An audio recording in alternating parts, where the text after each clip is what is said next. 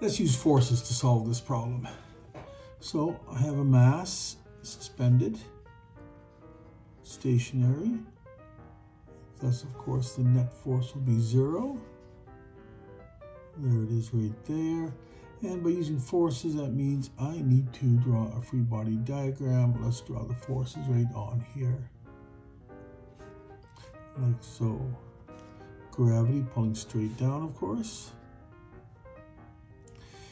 And these two wires here. So let's determine the tension in each wire. I'll call it T1, T2. Force due to gravity, of course, is M times G, where M is 15 kilograms. And G, of course, we'll use 9.81. So that force due to gravity value, 15 times 9.81 equals, and we have ourselves an answer there of 147.15 newtons. Great. Let's leave that alone for the moment. Now, the net force is going to be 0, true. I'll just put a reminder there. Why is it 0? Well, it's not accelerating, it's just stationary, it's just hanging there. Step 1, always draw a free body diagram. Step 2, relate the forces together to get an F net statement. Well, F net is equal to 0, but I can do better than that, I think. And this is what I'm going to do. The forces relate together by going tip to tail, adding up to 0. You can draw the forces in any order you want, but with these, I find it's usually best to draw the force due to gravity first. T sub 1 is angling up to the left. T sub 2 is angling up to the right, and of course it closes in upon itself, everything tip to tail, and that means the resultant is 0. So here's our force to the gravity, 147.15 newtons, T1 and T2. Now I gotta fit the angles in correctly, and this is what I'm gonna do. Look back here, T sub 1 relative to a horizontal, the ceiling is horizontal, is 50 degrees. Well, here's T sub 1, there's a horizontal, so this is 50 degrees. Well, that's nice, but I want the interior angle. This is 50, this would therefore have to be 40. So that means I now have a right angle triangle, I know the hypotenuse and a known angle. So I can use some trig to find my two unknowns there, and that's what I'm going to do. So I'll solve for T1 and T2 based on that triangle. So T1 is, well, it's adjacent to the angle there, so I'll use a cosine.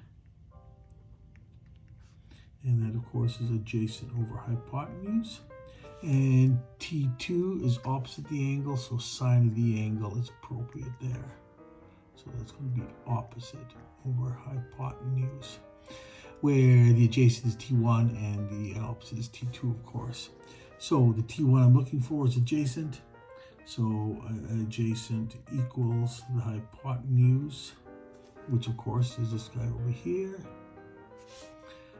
times cos of the angle. And over here, our opposite, what we're looking for, is going to be hypotenuse times sine of the angle. Let's get that going. So here, 147.15 newtons times cos of 40 degrees. And over here, the opposite side, T sub 2, 147.15 newtons times sine of the 40 degrees. Let's see what we get. So 40 cos times 147.15 equals, so over here I have 112.72 newtons for my T sub 1, and over here, do that calculation, and then we get 94.586 newtons. Great, I have my T sub 1, I have my T sub 2. Let's round it off to appropriate significant digits.